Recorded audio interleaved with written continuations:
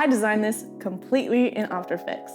All of it. Learn the secret they don't want you to know. You can design in After Effects and it's awesome. I'm Jess Riley, I'm a professional motion and graphics designer, and I freaking love taking a static asset and giving it some motion. Keep watching and follow along as we design and animate this retro poster in After Effects. I'll teach you everything you need to know to bring your designs to life with some really clever animation. So by the end of this tutorial, you'll have made a sweet animated poster, learnt the full gamut of After Effects design tools, and some easy retro effects there at the end. So let's get stuck in. All right, so let's bounce into it. We are in After Effects, and you're probably gonna get a lot of basketball-related puns out of this tutorial, as well as learning some cool things. So as I said, After Effects is a really powerful program, and I will often use it to design a poster from start to finish, especially if I know I really want it to be animated. But even sometimes if I don't even want to animate it, I'll still design it in here because it's kind of got like, for me, it's got the best of Photoshop and Illustrator in one program because you've got all these really powerful effects and masking techniques and things like that. And you also have the ability to kind of mess around with position and scale and all the things that you have in Illustrator. I'm going to show you today how to make this animating poster, and it looks like a lot, but I promise it's really easy, and there's a few really fun techniques in here that you can apply to any designs that you want to make yourself. So the first thing I did when I started to create this was think of a concept, because especially I think if you're making something for your own social media and you're just wanting to do something for fun, having a good solid concept that people might find funny or interesting, why not make it a bit silly so that your friends and family can have a laugh at what you're putting up. So for this one, I came up with the concept of pick-up basketball games and an advertising poster basically for that event, a fake event, but maybe if anybody wants to run one, let me know, because I'll join, where you can meet people, play basketball, and make new friends. So that's the concept for this. You can follow along exactly and do this tutorial with me and make this poster, or if you want to just take the effects that I'm going to show you and the techniques and come up with your own concept, that's fine too. This video is brought to you by Envato, the unlimited creative subscription. The broadest range of categories, everything that you need to make great videos. Follow the link in the description and start creating now.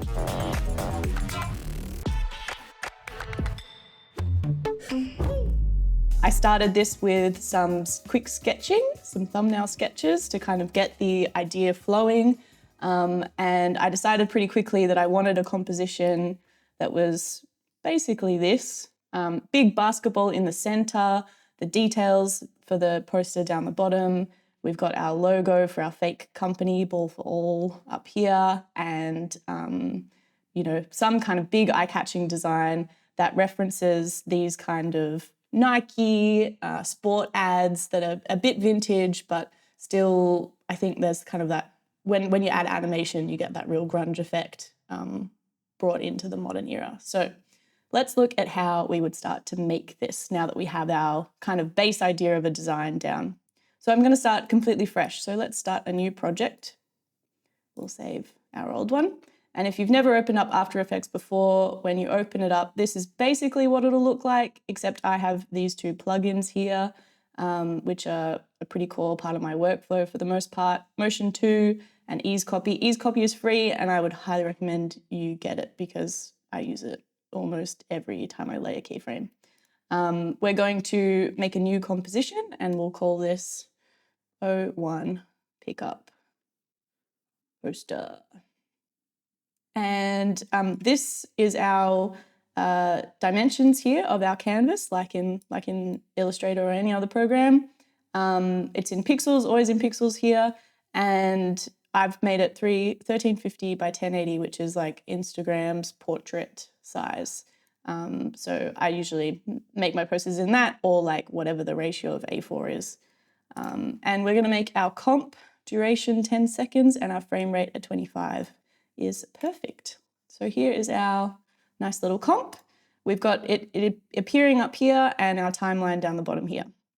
So let's add some groups up here so we can keep our files organized. So we'll call this main comp, this group, and we'll put our main comp into that folder. And then we'll make another one, we'll call it assets. That can be for our, elements that we're bringing in here. And then we're going to have another one called subcomps, which will be for all our baby comps that we will make. All right, great. So let's start with the background color. And if we click down here, or actually anywhere, right click, new solid, and we'll make it like a kind of off-white color is what I really want. So yeah, something like that is probably good. Make comp size, it already is, but we'll do that. And then we'll call this background, and there's our background.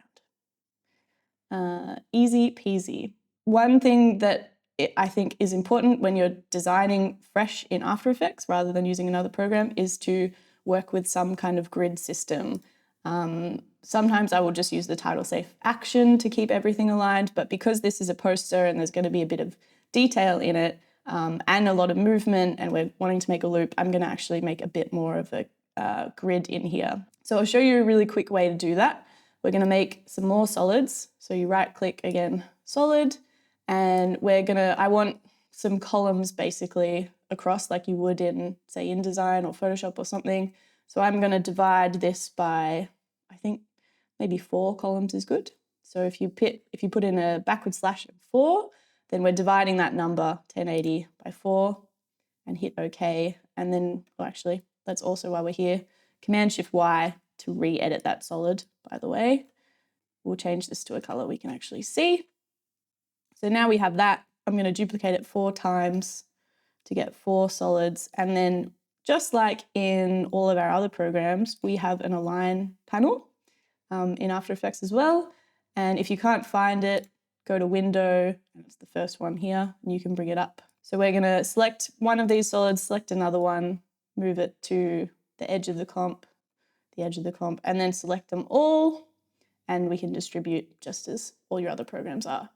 Then, with them all selected, let's press S. We're going to unlock these here so that we can scale on just the X-axis, and we'll scale them down to, 90. So we've got some gutters. And then I want some, outside margins as well, because I don't want things to be going up here. So I'll select them all, recheck that box, and then scale them. We'll scale them all down, and maybe actually let's move them into the, we zoom in really close. Make sure you're on full res here as well so that you can be really accurate with these. But let's just push them in till they're lining up with that title action safe area. You can hold shift as well, and then everything will move on a straight line. And then I'll space them out again using the align tool. So that's kind of how I would make columns, but these are going to get in the way of our animation pretty quickly. So I'm going to drag out some guides instead and use them. So if we press Command R, we can bring up our rulers, our guides, and then we can drag these out. And if you're on full res and you zoom in really close, it's not as accurate, as the other, it's not probably as pixel perfect as something like Illustrator, but you don't need to be in animation because rarely does anything sit on one particular frame for too long. No one is going to notice if something is off by a pixel, and that is why I prefer animation. Because I like to work fast. Okay, so we'll just drag all these out. So we've got some columns. There we go. And if we zoom back out, now we have a bit of a grid system. And I can keep these. Usually I'll just pre-compose them. So select the layers you want, right-click, pre-compose. We'll call this guides, just in case I need to refer back to them later. But I'm going to basically just hide and lock those out of the way. If you want them out of your layer stack as well, you can shy guide them, which is this little cute character here. You can press that on and then press this, and then your layer is still there. There's a slightly thicker line here. If I drag out, you can see that there's something there, but it's hidden from your stack, so it's not in the way of what you're trying to do. So here are our guides. They will disappear when we play the animation, which is also really good. I'm going to lock them. So if we go to View, Lock Guides, now I can't mess with these. As I bring in other elements. But that'll give us a good kind of base to work off when we're designing in After Effects. So let's start with this gigantic basketball rotating in the middle. So I found this asset. It's basically just a movie of a 3D basketball, or maybe it's a real basketball. It's a pretty good 3D render if so, floating around in space. And I think it's going to make for a pretty cool centerpiece. So let's drop that into our assets folder and then drop that into our comp. Cool. So now that's in here. I'm going to lower the res now so that we're not going to chunk up this computer. But let's pre-compose this as well. So we're keeping it all neat and tidy and not in our main layer. So right-click pre-compose, and we'll call this ball. And then we're going to double-click into our ball comp. And this is on a white background. If I toggle this, that would give me transparency. So if I turn this off, you can see there's a transparency grid under here. So we need to cut it out if I want to see, my background color and all that stuff. Which in After Effects you can do a few ways depending on what the item is. We could rotoscope this, which is a pretty cool tool that you can do if you had like a person moving, for instance, that you wanted to cut out and really make a collage effect. You can go up here. If you double click your layer, so you're in the raw layer, not your composition, and are on full res, you can double click and click this tool up here and then select what it is that you want to rotoscope, and it will, if you press play, spacebar, it'll rotoscope out that object for you. And it does a pretty good job now. Like, it's getting quite clever. So don't be too afraid of rotoscoping. However, in this situation, we don't really need to do that because this is just a ball. It's not going anywhere. And I think we can get away with a mask. So if you have your layer selected and you come up into your toolbar, we have this ellipse selection or ellipse shape. And we can just draw out a circle basically with that. If you hold shift, it's going to draw in a proportional scale. So we'll keep our circle nice and straight. And then if you go back to your selection tool and then move that mask, we can kind of position it around the ball. And then if you double click, it'll bring up the transform controls as well. I'll turn off transparency so we can see this. And then we can just bring this in to the edges of the ball like so.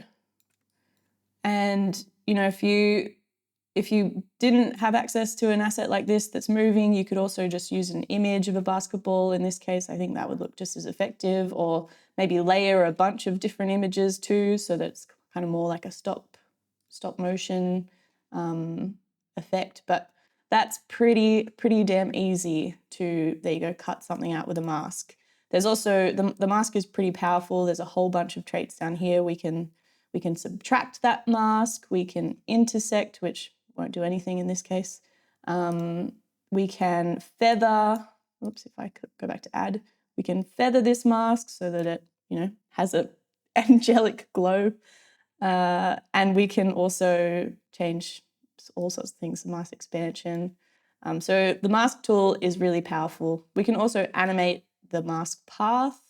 We're not going to do this in this case, but we can add keyframes on the path and move it around. So, there's really a lot you can do. I hope I'm convincing you why After Effects is the best program to design stuff in. But let's go with that for now. Ready with our ball. And now, if I turn our background layer off, in our main comp, our basketball is transparent. Cool. So let's look at our position tools and kind of transform tools in After Effects and what they can do. If I toggle down our ball layer, you'll get this little transform box. And these are like the basic move tools in After Effects, and they are all keyframeable, which is pretty great. So we have position, X and Y, obviously. We have scale, and we have rotation, and we have opacity. And basically you can do most 90% of your animation just with these. But it works much like the other programs as well, where, you know, if you want to move the position, you can just pick it up and move it around. If you want to scale it, you can grab a corner. Holding shift will keep it proportional and you can move it around that way. Rotation I always use down here anyway. There might be a way to do it, but I'm not sure what it is. So let's scale this up until he's about center and maybe a little bit bigger than our guides there and a little bit up. I've also got, I think, snap to guides on, which I actually don't want in this case because I've got so many guides up there. So you can just turn that off if you don't want it, but sometimes it's helpful depending on what you're doing. So let's scale this up, or scale it down, sorry, from its original size. One thing to note is if you're working with raster-based assets, like this ball being a video, if we scale this over 100% scaling, it's going to start losing resolution. So just be mindful when you're scaling things up. Sometimes it still looks okay, depending on what the asset is, but yeah, just watch out for that one. So let's look at our other tools that After Effects has got for us and design the rest of this frame. So let's start with a simple rectangle. If we go up to where we found that mask before and select rectangle, and then if we don't have any layers selected, instead of drawing a mask, it's going to draw us a shape, which is pretty cool. So let's just draw out any kind of rectangle. This has got a wacky fill on it from a previous project. So let's go up here to fill and we're going to go none. If you wanted to add a color, you can do solid color, gradient, all these options you've got here, but I don't want any for this particular piece. But I do want a stroke. We're going to give it a black stroke. And to edit the stroke, you can edit this up here. Let's maybe go 2. See how that looks. If I switch off my title safe and we go up to a full res. One thing I think when you're designing, always keep moving back to full res if you can, so that you see what you're doing, because quarter res you can see that, you know, can't really see anything.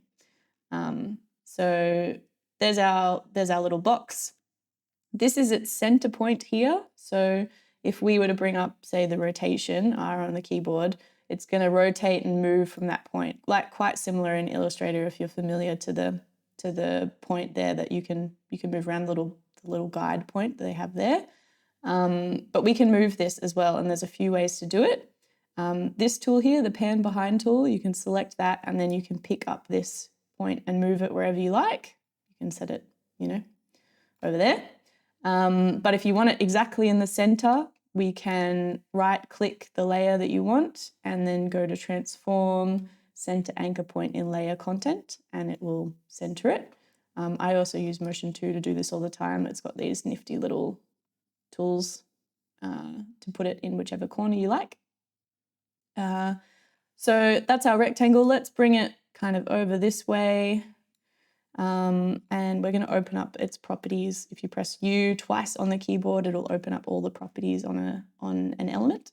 So right now, this is like a live path. You can't edit the points here. You've just got basically the scale and the position in relation to its anchor point here to edit, which is useful sometimes because if you scale this down, it's maintaining the stroke width the whole way across this.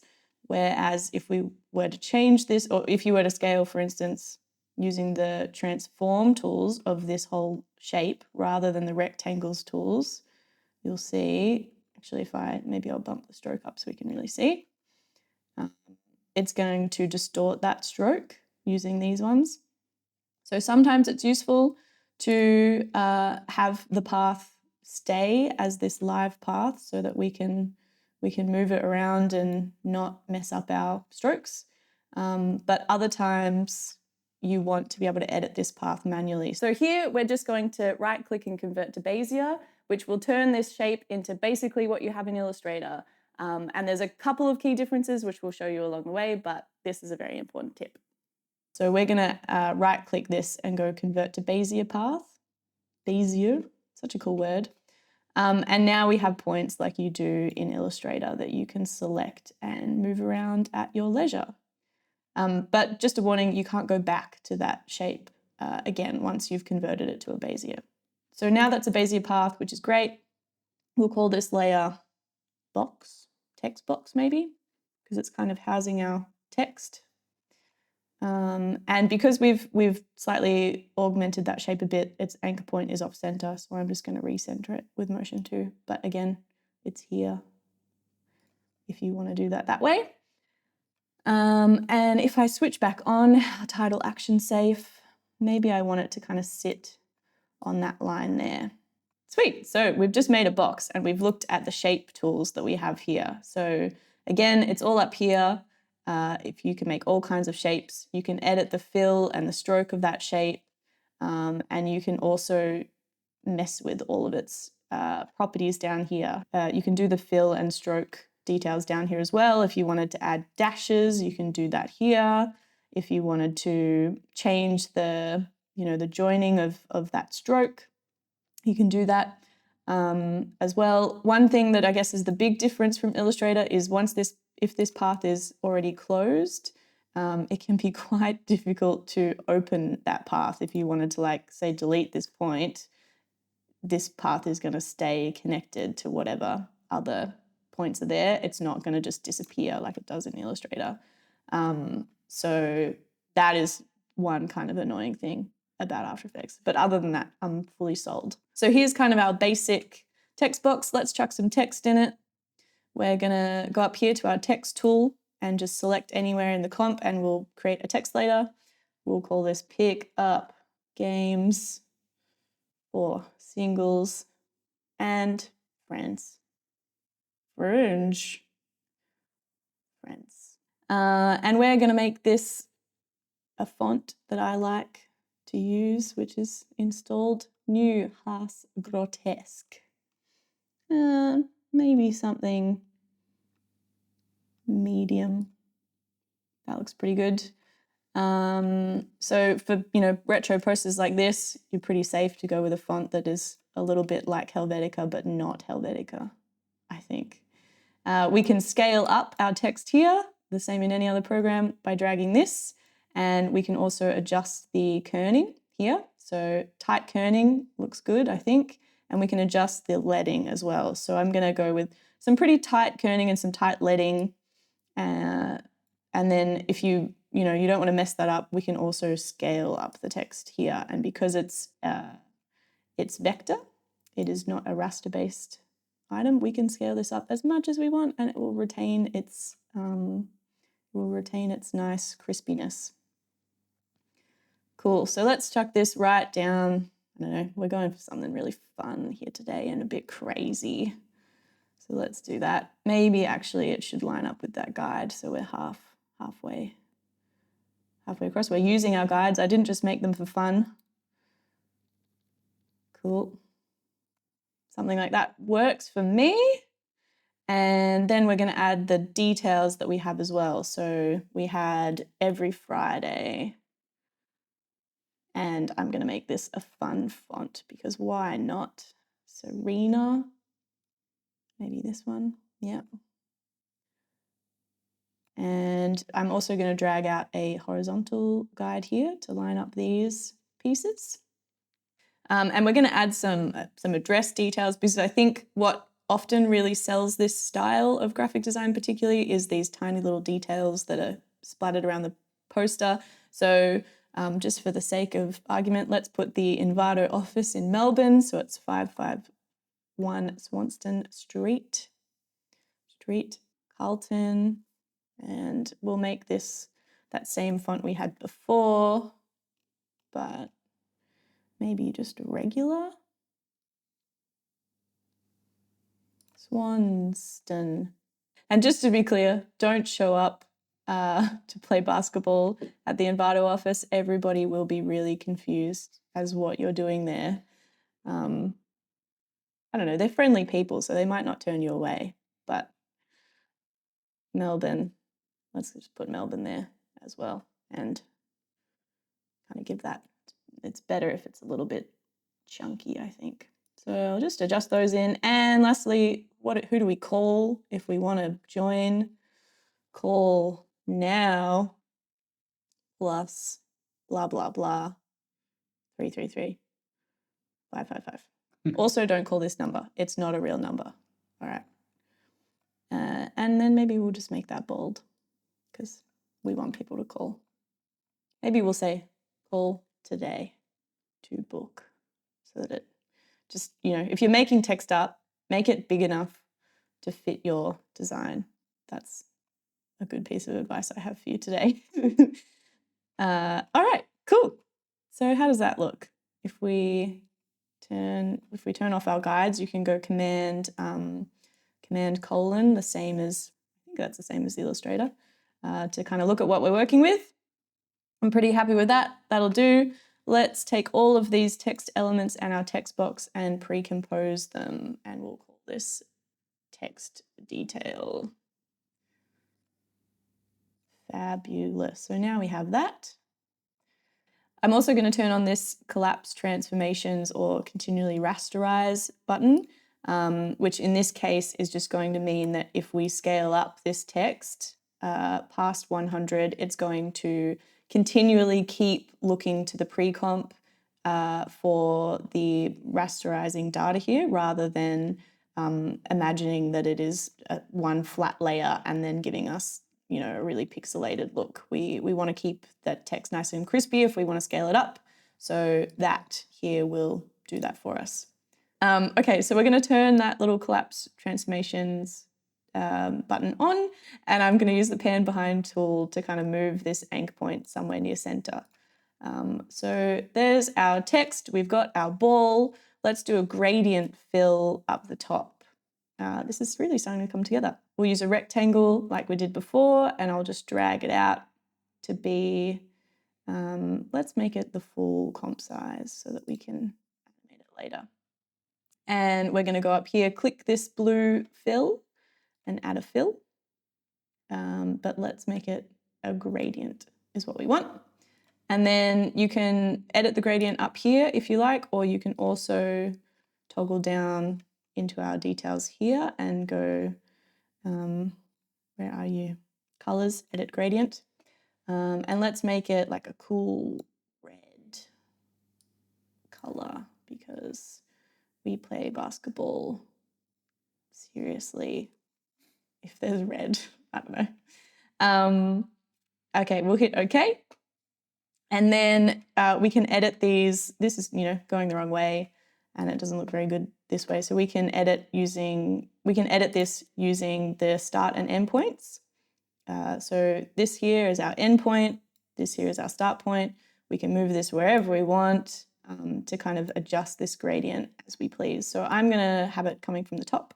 So we'll move our endpoint up here, and you can adjust it if you want to be really particular. You can adjust it using the numbers so that they are exactly aligned. And I would recommend that because sometimes it can get a little, like, changing the angle a tiny bit here actually really changes the angle of the gradient overall. So zero them out. Maybe something like that is good. We'll also, you can mess around with how far you want this color to start fading. I think maybe something like that is good, where it's really strong, but then the fade is not so noticeable. So that looks pretty good to me. Cool, we'll call this red gradient. And why not make it red so we know that that's that. Brilliant. All right, we're getting there. What else have we got? Let's do a little bit of the top typography up here. So if I turn back on my guides and we'll just do the same as we did before. We're going to go brought to you by, and I'm going to make this like a regular.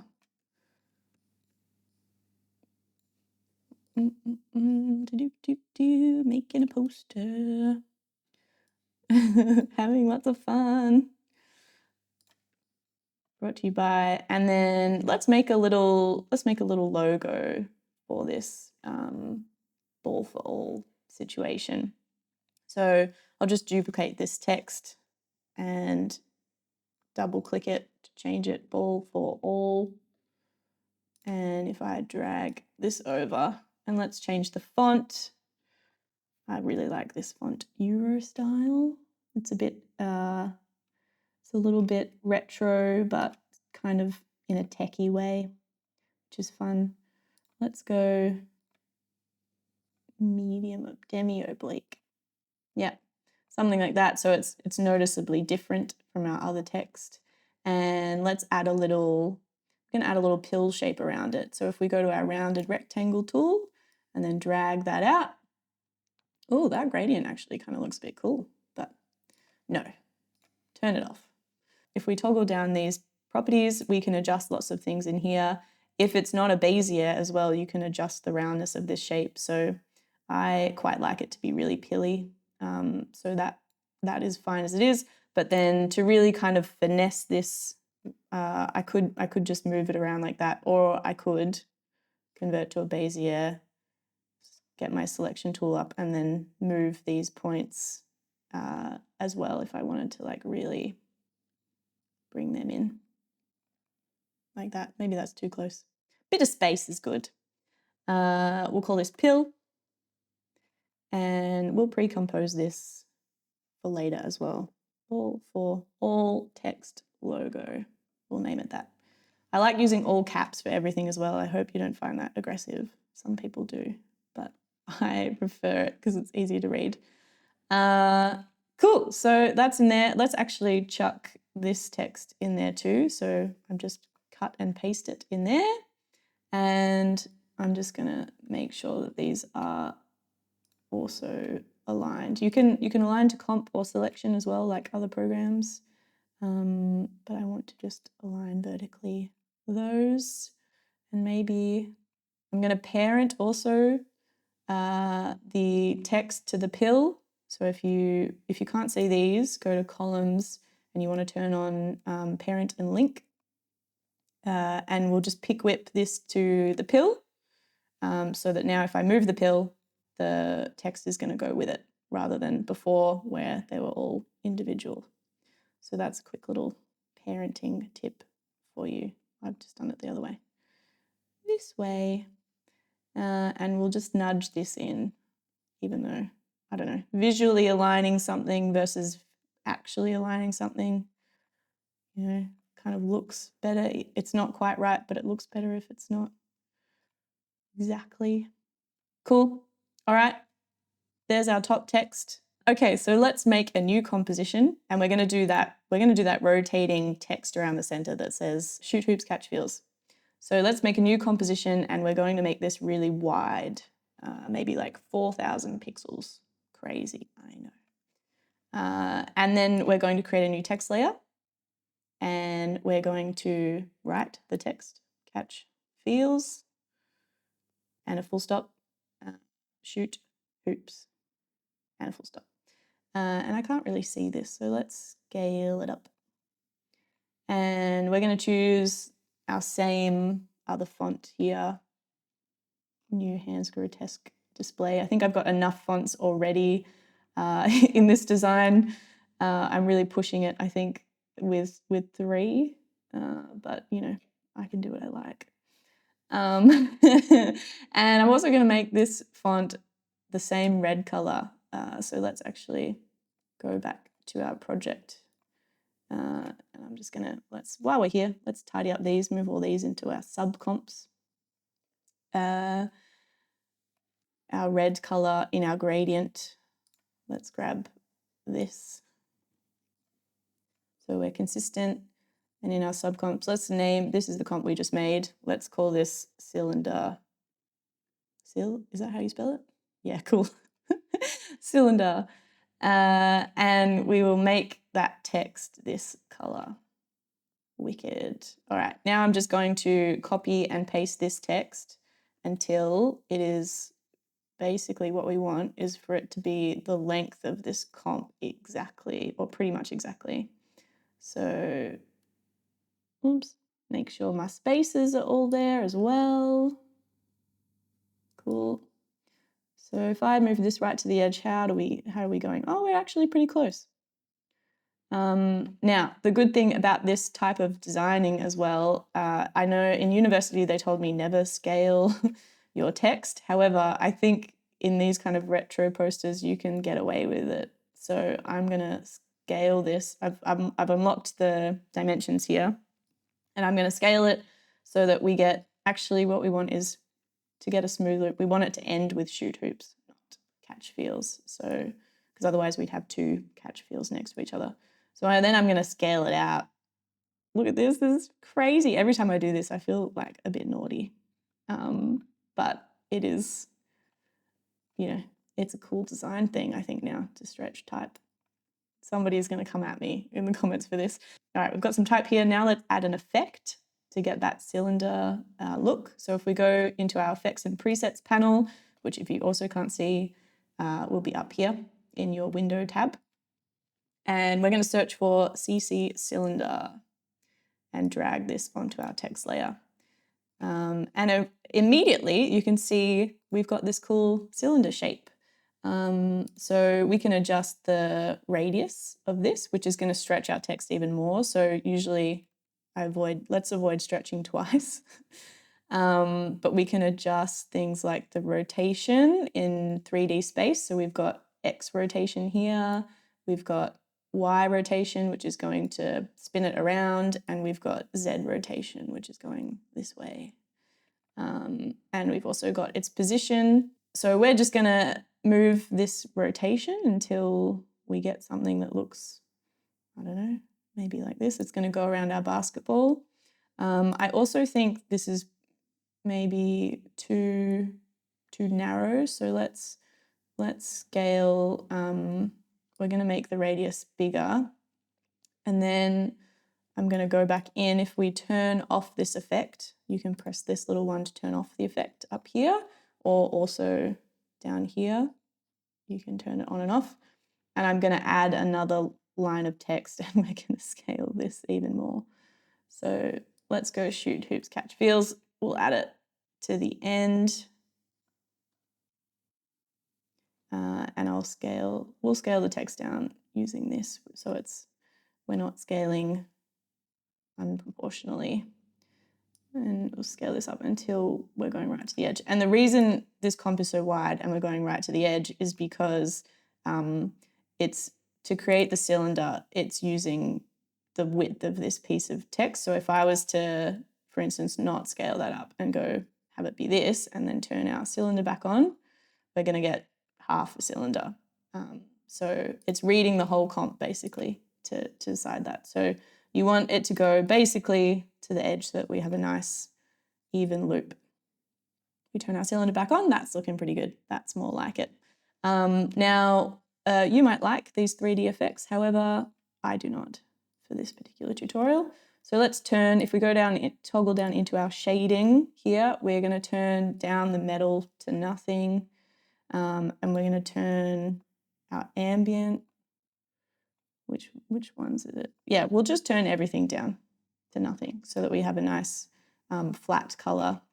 But then to get our red back, let's add a fill effect on top, because our effect stack basically works like a layer stack anywhere else. So you can change this stack if I wanted to, have the cylinder afterwards. It's going to apply that afterwards. Whatever properties are coming off this will be the last ones seen. So if our fill is on top of our cylinder, then it'll be applying it after the cylinder has been applied, so we can actually see it. Cool. All right.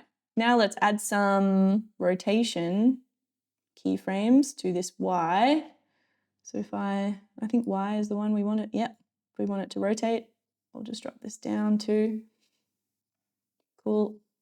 And at 10 seconds, let's just say, I don't know how much looks good. Let's have a play. It might be a little bit too fast. Let's maybe go 270. Yeah, cool. That looks pretty good to me. We're also going to rotate it slightly on this Z axis too, so it kind of looks like it's going around the ball like an atom or something. And then let's drop this into our comp. So let's go back into our main comp here, drag our text cylinder in, and we're going to scale it down.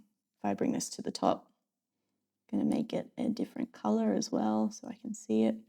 And we'll scale this down until it's about in place. Cool. I think that's probably in a good spot, but as you can see, we're going to have to do some masking here. And there's a few ways to do this as well. We could use an alpha mat, but because I want this bit to be in front of the ball and this bit to be behind, and because I know our ball is not really going to be moving too much in this comp, I'm just going to use a mask like we did before. So let's go to full res so we can see what we're doing. But if we select our cylinder layer, go up to our pen tool, we can draw a mask over this text that should be in the back. It can be pretty loose as well because, you know, we'll get away with that here, I think, with all the effects that we're about to add to this. And there we go. But it's the wrong way. So if you press M on your keyboard, we can subtract that mask instead. And now it looks like our text is going around the ball, which is pretty cool. But to really get this kind of retro effect that we're going for, I think the ball needs to be a little more balanced in the hierarchy with that text so you can read that a little more. So let's make it black and white. And you can do that really easily in After Effects. If you go up to your effects panel, you can drop in a color correction, black and white. And we then also have some cool adjustments here. So we can adjust how much values, how strong the values of black and white are depending on the colors of the original asset. So because this basketball obviously is a bit red and orange, if I drag this around, it's really making a big difference. So maybe let's do that so that it's kind of, yeah, really grungy looking basketball. We also have all the other normal tools that you would have in Photoshop, like levels. So we can really mess with the black and white values of this if we wanted it to look really kind of grungy, or we want to fade it off a little bit maybe. So you can, yeah, that's looking really cool. That's looking better than the first time I did it, I reckon. Always nice when you do something again and then it works out. I'm just going to move all this up a little bit. And now, where's our cylinder and our ball? And maybe I think it could be bigger. So let's scale both of these. But actually, we'll scale this back down so that it hits the edges. And then our mask is out of place. So let's just double click it. If you double click a mask, it'll select all its points and give you transform tools. And then you can just reposition that like so. And maybe our little text can come up too. Okay, so that is looking pretty freaking cool. But let's add some more animation to it because you want to keep people's attention in this attention economy that we live in. So at maybe 4 seconds, I reckon we're going to hero the promoters of this event and animate this gradient basically and the elements on here to make that happen. So let's start with, we're gonna wipe off this whole scene basically by animating this gradient to move down and fill the page with red. But I don't want to use this exact gradient because it's behind the ball and I want this to happen all in front of everything. So if we press Command-Shift-D, that's going to duplicate this layer exactly, but also cut it at the same time, which is pretty handy. And then Command-Shift-Close bracket will move that to the top of our layer stack. And we're going to set some keyframes, if I just pressed U, on our start point and end point of our gradient, or actually maybe it's just our start point. We're working backwards on this gradient, but no bother. And the scale of our shape as well. And I'm gonna, for this particular asset, I'm going to move the anchor point to the top so that when I scale it, if I scale in one direction, only in the Y, unlocking those, it's going to scale from that top point there. So let's put a keyframe there, and then maybe if you press Command-Shift arrow, you'll move forward 10 frames. We'll move forward 10 frames, we'll add another keyframe here, and then go back to our original keyframe, and we'll make this 0 so it's hidden basically at the start. And then actually we will still need this layer for a little bit longer, so I'll just drag out that red gradient, our original one. So now that one is scaling on top. It looks like it might have a stroke. It does. Let's kill that stroke. As we're scaling down, we also want to animate the start point of our gradient to fill the whole screen. So let's drag that really far out. You can also actually probably move the, let's also move the end point so that it happens a little bit faster. Down like that, so we get full red thing. Okay, cool. This is a good example. You can see here what's happening is if I select these keyframes, because our start point is outside the bounds of our shape, the gradient isn't smooth. So actually we need to, kind of like a race for these keyframes, we need the scale of our shape to beat the gradient to the bottom so that it stays faded and doesn't hit the edge of that shape.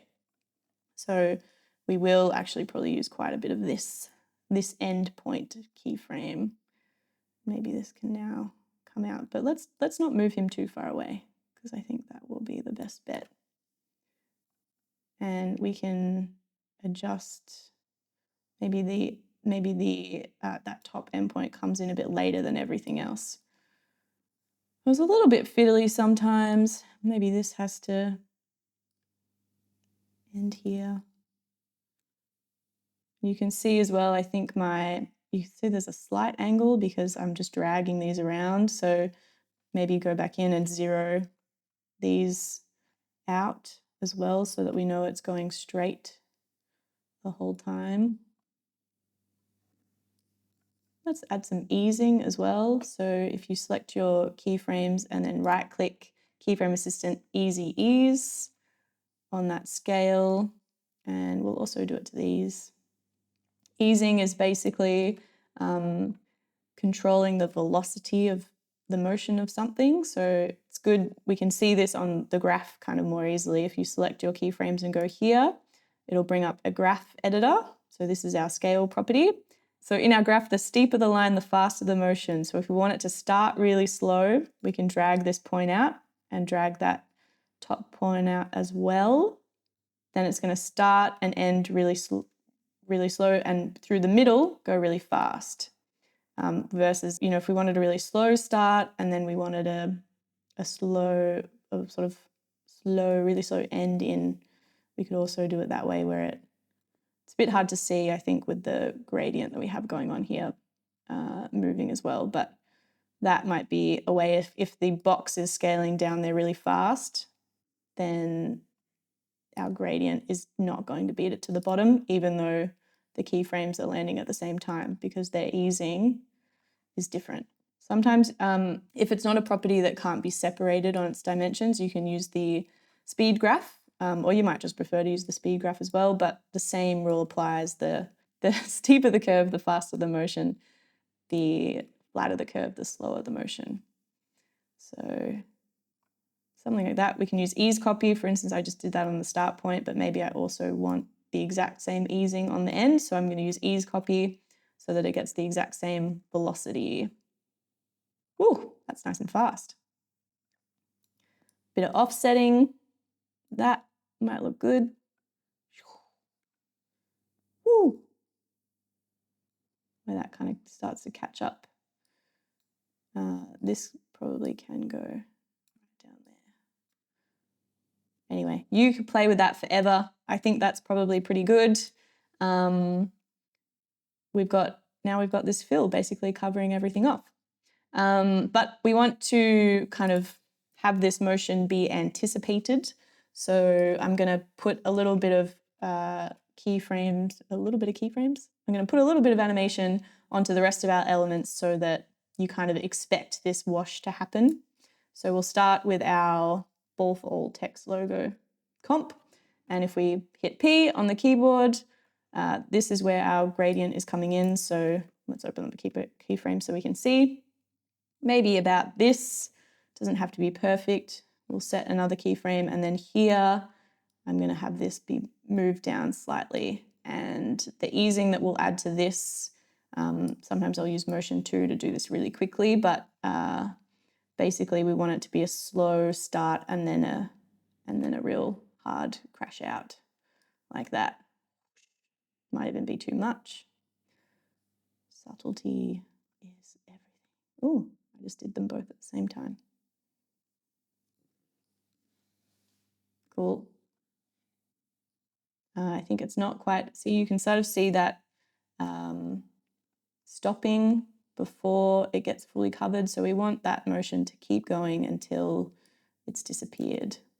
So it's nice and smooth. Yeah. And we're going to do the same thing to the ball and the other elements in this comp. So let's do the ball really quickly.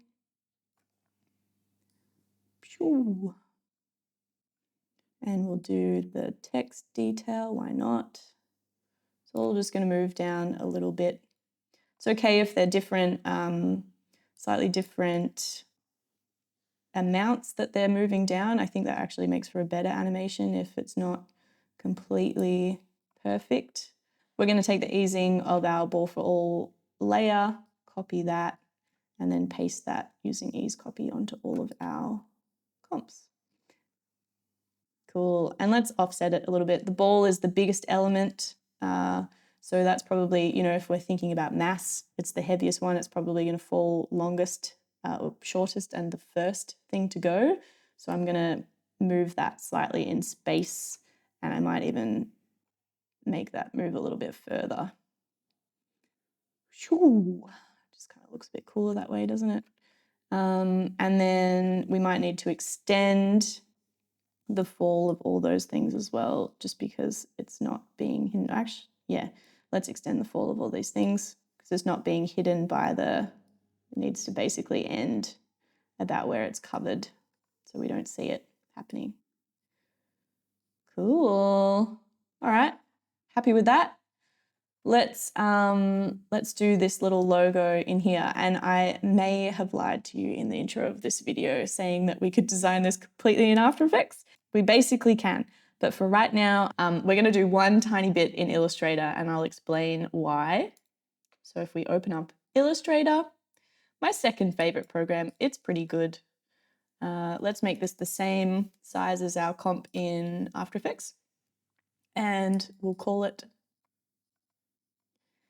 Ball for All logo. Now, all we're going to do in here is really simple and small. We're going to drag out a circle and center it to our comp. We're going to make like a little rotating globe basketball thing.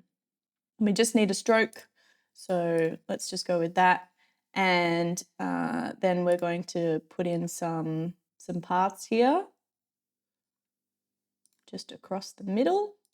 I also have automatically smart guides on, which makes it really easy to see exactly where the center of things are.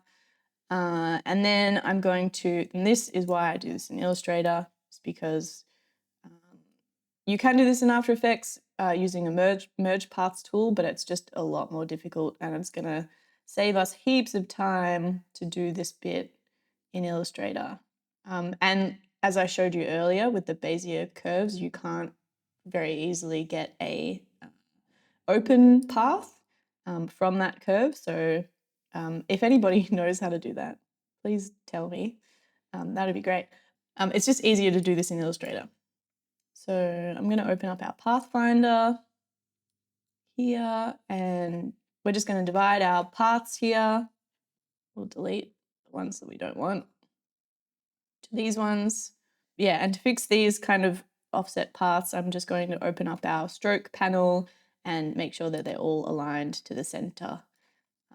You can also toggle on Command Y if you're kind of confused as to how that's happening, whether it's stroke or whether it's the actual path. This is just your raw path. So anyway, let's fix that way. And then we're going to add, we need some center lines through this ball as well, through this earth ball. So I'll just make another circle that's exactly the same, and we're going to scale it in holding shift so that it only scales this way to about there. Command C, Command F to paste in front, and then scale again. And now we have a neat little world logo.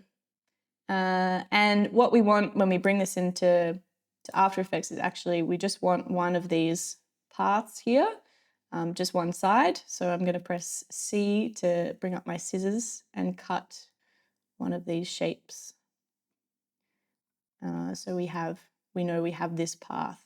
And the rest of it really is just reference for us. This is the one that we're going to animate. And that action that I just did there, cutting that path, is something that you can't really do in After Effects. Hence this tiny, tiny little detour back into Illustrator. And if you have the Overlord plugin, I would recommend it if you don't already, because then I could just very easily push this into my comp here.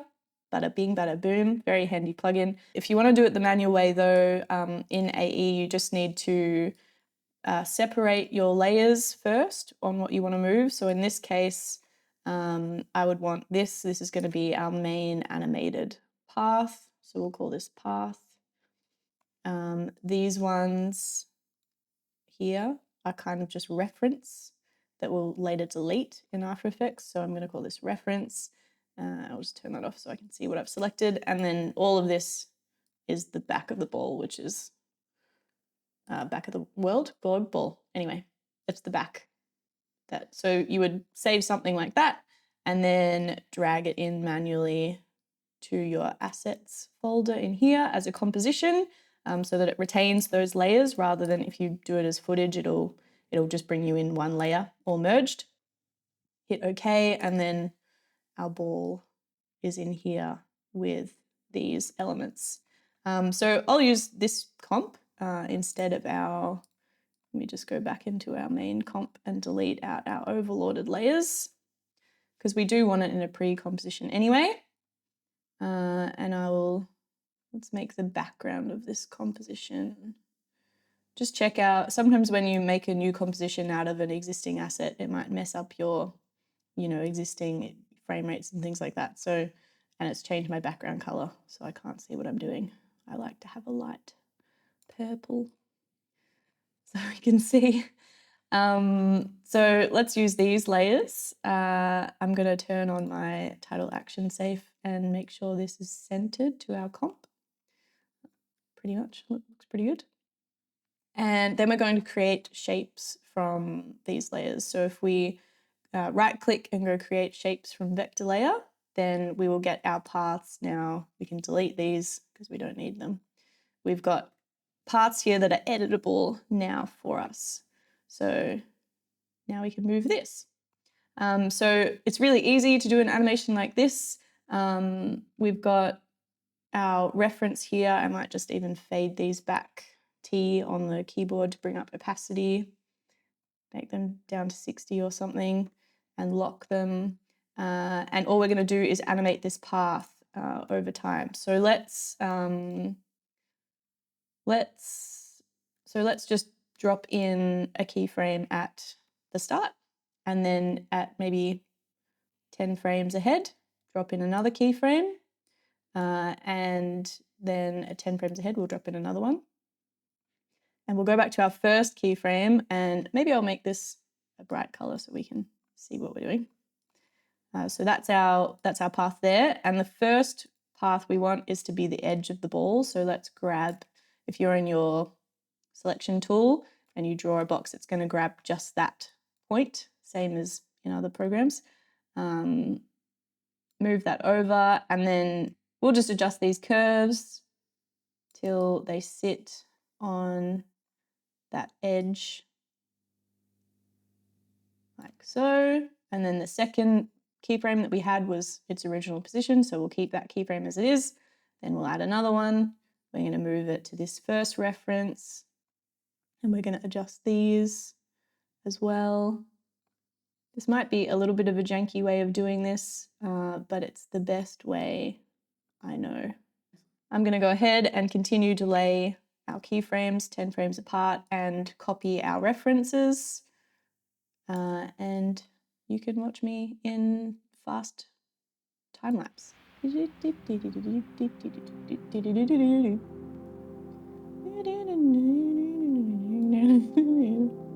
Okay, all right, so welcome back. I've just done that super quickly. We've got now this animating path that is faking our globe rotation. And it is about 2 and a bit seconds long. So we're going to cut that layer off at the edge there. Make sure when you cut, it always gives you an extra frame. I don't know why. If you're, if you own After Effects, please stop doing that. And we'll delete our reference, so we don't need that anymore. Or you can just hide it if you're too scared to get rid of it for good. And let's duplicate these layers.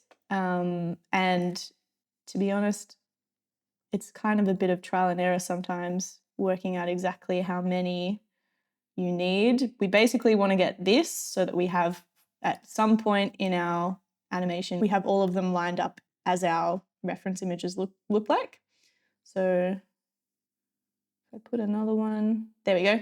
That's it. That's our frame. That's one of our frames. So if I get that, then I'll duplicate all of these again, Command D, and then Command Shift close bracket to bring these to the top. And I'm going to space these apart again. And if I hit B on the keyboard now and then fast forward until I get another one of those frames, which is probably this one, this one will do, we get a loop. Bam. Isn't that magic? And we probably don't need these layers. Maybe it's good to just keep them just in case. Let's make these all black so that it matches. And now we have a rotating globe loop. I'm going to trim this comp to work area because I've got my in point here. I said that, didn't I? B to start it, N to end your work area, trim comp to work area, and it's going to be pretty quick, but I think that'll work for what we're going for. Let's pre-compose all of this. Our ball, pre-compose. And we'll call this ball, we'll call this globe rotating so we know the difference between our big basketball. Cool. And actually now I want this overall comp to not be this short. So let's make this more like 5 seconds. And we've got our little globe rotating in here. A nice perfect little, wait, do we have our perfect little loop? Yes, we do have our perfect little loop. You can check it like that if you want to put the endpoint there and make sure. But let's make this go for the whole comp. So we're going to use a time remap effect to do that. So if we right click and go time, enable time remapping, you guys are learning so much in this tutorial, but this is all really good stuff. We're going to turn on time remapping, go a frame backwards because you can see this end frame, there's nothing there, and we don't want that frame. Drop in a new keyframe and then Alt or Option click this time remap so that we bring up our expressions, and then we just need loop out. Let that sit there and delete this last keyframe. And now if we drag this out, it should loop seamlessly for however long you like, which is pretty cool. All right, nice. Let's bring in our logo that we made, which I think is up here. Grab these and jump back into that, not this one, Ball for All logo. You can also move between pre-comps and comps up here, which is pretty handy to do. We'll bring that up, and we've carried across our parenting as well. So our pill can scale and move this whole thing down here. How's that looking? When you scale objects that have a stroke, it will also scale the stroke, even though it still says 2. It's scaled the whole thing together. So there's some fancy stuff you can do to avoid that, but we're just gonna move this down till it's about 1. And then I want to make sure that our stroke on our pill looks the same as our globe. So I might go in and just increase this one to 3 so that that looks pretty good. And then I think I want this to, I don't know, it's giving me too much of a globe right now and I want more of like a ball look. So I'm going to rotate this 90 degrees so it's like a spinning. I think that just kind of looks a little bit more basketball-y that way. It's kind of like a mix between two, you know, bring basketball to the world. That's what we want to do in this tutorial. And we're going to mask the ball so that we don't see it behind our layer here. Maybe I'll give it a bit of space as well. Cool. Are we happy with that? I think we're happy with that. Lovely. I'm just going to move it all up slightly because now that we've added that second half of the logo, I think it it's not looking quite center. Maybe down a little bit more. Got to be finicky if you're going to be a designer. Cool. All right. Let's still every time I go back up here to move comps, I will tidy my little thing here. Let's bring that comp in. What do we call it? Ball for all logo. Cool. And we're just going to do basically the same motion that we've got on these ones here that are going out to bring this one in. So if I select my layer and press open bracket, it's going to move the start point of that layer to my playhead and then hit position. And we're going to pull this up. Can't really see it as it is right now, but you will. And then when we're here, we're going to just reset that back to center, which you could do manually like I just did, or you could go transform, fit to comp, and that will also center it exactly because our pre-comp size is exactly the same as our comp size here. And then we're going to add some easing to this, but we want it to be basically the opposite easing of down here. So, you know, in these layers, oops, where have we gone? In these layers, we've got a slow in and then a fast out. We want to have the opposite. We want to have a fast out, fast in, sorry, which it already is because of motion 2. What a good tool. A fast in and a slow out. And then we're going to move this further in time so that once everything has come off, basically this is going to start to come on like so. Bam. Okay. We're also going to just copy out the, I go into, we'll get this brought to you by, paste that text in here. Same thing, I'm going to move it to the current timeline, scale it up a bit so we can see it better and recenter that anchor point. Bam. Let's align it. See how quickly this can just come together? It's so great. Chuck in some position keyframes. I want it to be, yeah, about there. And it's going to start up in space here. Copy this ease. And for this, we'll also do opacity. Actually, for both of them, let's do opacity as well. So T, we'll have them start at 0. And then if you hold Shift and press P, it'll bring up, you know, whatever other property you have. So now I can see them both. Or you could just press U twice on your keyboard. Bring that up to 100% and let's move this forward in time so the logo comes in first. Cool. All right. That's looking pretty groovy. Now let's make this loop and add some animation to the start. So maybe after about, I don't know, 2 seconds of that, let's bring it all back. So we're going to add the reverse again of these keyframes really quickly. Just going to drop them in, move forward a bit, push it down, and take the opacity to 0. And then we're going to go into our graph editor. We don't really need the opacity. We can just do position and reverse this ease again. And I'm currently in the speed graph. So if your graph doesn't look like this, just swap them. You might be in the value graph, which is less easily editable when you're not in separated dimensions. So that you can grab that. And let's make the ball logo come first. So I'll just move that a few frames up. Bam, like that. Perfect. And then our gradient, let's make that do the reverse of what we had. So we want to have this same motion again, on the gradient, but revealing this time. And we're going to do that really simply by duplicating this gradient that we have already and drag our playhead to about where we want it to come off, and hit our open bracket to bring it to the playhead. And then we are going to take our original red layer here and alpha matte it to this new layer. So now this gradient is only going to appear when this gradient is on. And we actually want the reverse of that in this particular case. So if you click this little button here, it's going to invert that alpha matte. So now this is on, and then when this gradient starts to come on, it's going to go away with that.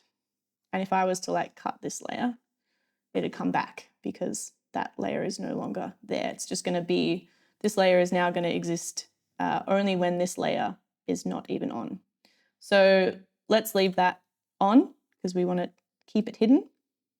And I think I want it to happen maybe a little bit later so that we've got these kind of moving. Let's then have we're going to have our ball kind of bounce back up into the scene to reset this loop. So we've got the same ball. I haven't cut these layers because I think we can just use some hold keyframes in the middle. So if we go to about where we want it to start coming up and set a position keyframe, I'll solo this as well. If you press this little button, then you can see just that layer that's soloed, or whatever layers are soloed. And I'm going to move this all the way out of frame. And you can see, like, while this is on, that animation is happening underneath. But we can also just right click on this keyframe and go toggle hold. And then now that won't move at all until this keyframe, which sometimes is just a neater way so that you've not got things moving around when they don't need to be, confusing what's going on. So now our ball is out of frame and I want it to come back up probably about, out of the gradient. So let's move him back up. And actually here is where I would usually separate dimensions because I want to get a really clean kind of bounce movement and have lots of control. So if you right click and go separate dimensions, we can now move this ball in X separately to the Y position, but we're actually not moving the X at all. It's just so I can perfect the kind of bounce movement. But that will also kill any toggle hold keyframes that you have and also kind of mess with your previous easing. So you might just have to go back and edit that easing. Actually, I'll just copy. Remember how we copied these ones? I'm just going to copy that again and then re-toggle hold that keyframe. So that's fix that. But yeah, so let's have it bounce up and then maybe we want it to go a little bit higher than it's, if I copy this keyframe, that's our final resting state of where we want it to go back to. But I want it to go a bit higher than this. So I'll move that forward and we'll just pull it right up. And then I want it to kind of fall into its resting spot. So let's just play that and see what it looks like. Ooh, bouncy. Cool, that looks good. Maybe it goes a little bit too high. And then if we now go into our graph, we can see what's happening there. I would use the value graph in this particular case. That's our hold keyframe there. You can see it goes straight up because it's jumping. And then here we're going way over. This kind of dip here is our higher value. And then we're going to just adjust this to really slow down into that final spot. So what does that look like? Ooh, nice. All right, I'm happy with that. I think I'm going to keep the cylinder that we have going here. If I open up its position in the same spot, so it kind of jumps almost like that's the hoop that our basketball is landing in. So I need to just copy its original keyframe because you see now our mask is off. But if I copy this, it's bringing this back into the right spot now. So while it's hidden on the red, let's have that move back up and we'll toggle hold that keyframe so we don't see any of that movement. But we might need to do a little bit of refining on this mask because even with the while the ball is jumping up, it's kind of moving in and out of that mask. So we can just do that keyframe by keyframe in this case because it's a short movement. It's kind of not too painful to do. And I'll also actually do this with the, let's do mask expansion as well. Make use of that tool. So at the start, when the ball is not in the hoop, we want to expand this to nothing or to negative something until you can see the whole thing. And then let's move forward a frame basically is all it takes for that to come back. So we'll just make that back to 0 and plot in, that's our original mask path. We'll just move these keyframes until they are about right. And because this movement is quick, you know, you don't have to be too precious about it. You can be, of course, but you're not really, you know, we're talking like fractions of a second, and we're actually going to add an effect at the end of this that might mean you don't even see half these frames. But it's good to do anyway. So I'll just do this. Make sure you're adding a keyframe every time so that you're not just, you know, drawing the mask and then realizing that you've deleted your old path again.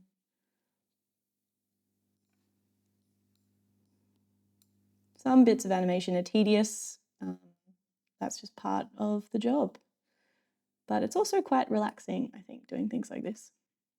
And you can see where the ball's easing starts to slow down. Obviously, there's not much movement here, so you don't even really need the extra keyframes at the top where it's really slow because it's not really moving.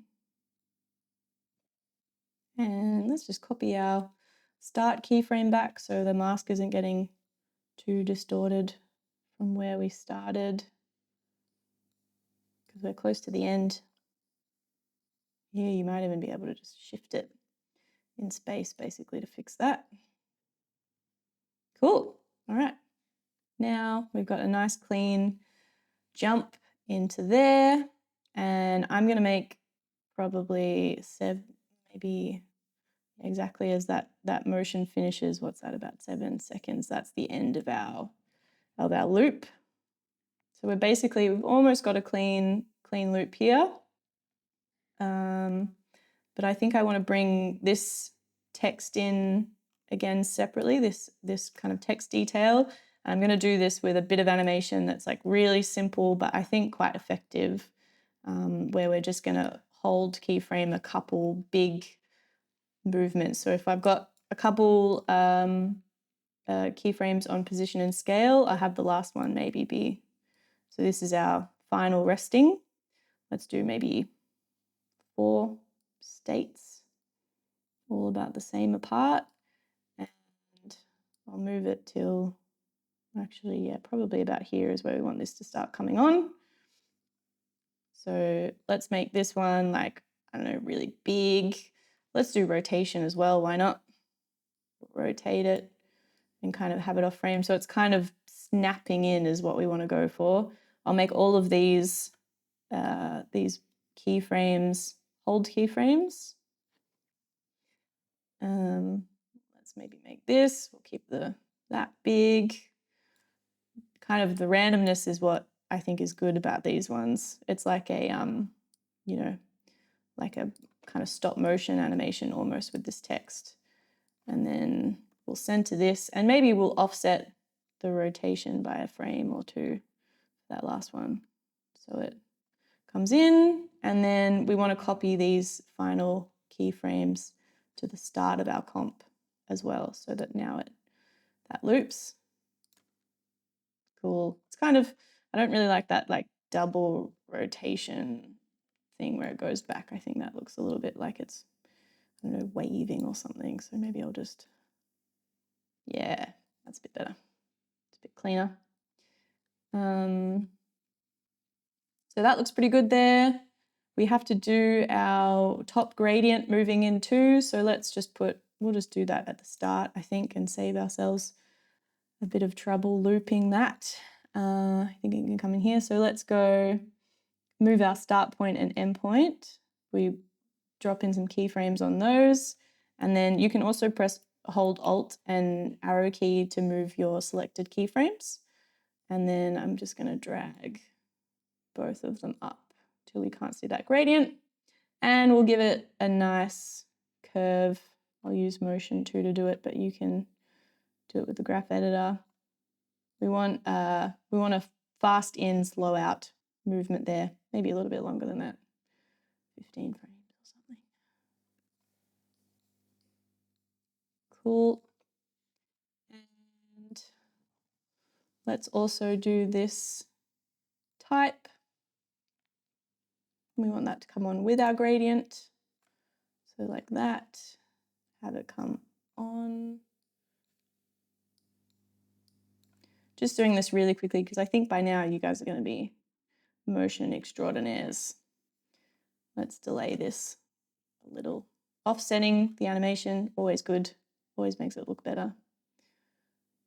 How's that going? Oh yeah, we got to cut our layers, don't we? This one we don't want anymore at the end. So while this is on, I'm going to cut the layers that we want to appear again. So like that layer, our logo layer, we don't want that at the start there. But because we put the start animation basically at the end of this loop, which might be a bit of a confusing way to do it, but I think it works, so it's no worries. Now we have a nice loop here, except for our basketball, which if you can see is snapping. So we'll just quickly rectify that with a quick, if we click into our basketball, time remap on this as well. So if I go right click, time remap, enable time remapping, and at 7 seconds, we want this to be a full loop. And I'm pretty sure this loops, it does. So all we have to do is go to the 7-second mark and bring our keyframe in. And now this should loop at 7 seconds. And it's going to be a bit faster, but I think that's okay because we're going to add a posterized time effect. And a bit faster. It looks cooler anyway. So now we've got the design and the animation down. Let's put some final effects onto this to give it that real retro look. Let's grab our main comp and we're going to drag it into a new comp and we'll put this one, we'll call this final effects. And one of my recently kind of discovered new favorite effects is to add a bit of chromatic aberration, which I think really sells to bring all of these elements, which are a bit collagey, together and just makes it look really cool, basically. So we're going to duplicate this 3 times. And in your effects and presets panel, we're going to search for shift channels and drag it onto each layer, a new shift channels. So our top layer, we're going to go full off on everything but blue. On our middle layer, full off on everything but green. And on our bottom layer, full off on everything but red. So now we have each layer is basically a different channel. And it will make our 2 top layers. It doesn't really matter which order you do these in. It'll all be the same, but just make them screen. And then we can just nudge them like a pixel either way. And you get this cool chromatic aberration effect. It can be like super subtle. I find like 1 pixel is plenty, really. Cool, so that's looking pretty good. Very easy one to kind of bring it all together. I'm also I want a little bit of something on this text. So let's go back into that cylinder comp and we'll go new adjustment layer. An adjustment layer basically is just like a layer that whatever sits underneath it, it will affect. And so it's really good for applying things like effects that you want to. I could put it on this layer, but I kind of want this to just exist being the cylinder. And then this is going to be, you know, I could copy this adjustment layer then to other places where I want that same stack of effects. So here I'm going to add a blur, Gaussian blur. We'll make it like 4 or something, just so the edges of our text start to get a bit messy. And then we're going to add a sharpen on top of that. And I know what you're thinking. Why would you blur and then why would you sharpen? And it's because you get like, if we blur out the edges a lot and then we sharpen this up again to, it might need to go quite high. I don't know, 800. You get these kind of cool edge effects. And also the text will start to kind of merge at places, which I think gives that kind of printed ink bleedy effect as well. Sometimes maybe instead of a sharpen, like we have here, you might want to have more of that ink bleedy effect. So it might be better to use a choker instead of a sharpen. So you've got this really blurry layer and then you up the choke mat and it will cut that edges of the blur off and kind of make it look like it's all joining these bits of text together. And it's kind of, you can just play around with this, spend hours finessing until you're happy. Maybe all 3 is good, you know, you can then sharpen it again and you get these really fun edge bits. Just be mindful. I always do the effects last because they're kind of the hardest thing for your computer to deal with. So make sure you're happy with all your animation, then go through and do your effects, or at least keep them off until you're ready to render. You can turn them off up here. So then your comps will render faster. I think I'm maybe gonna delete the choker and just go with our sharpen and blur for this one.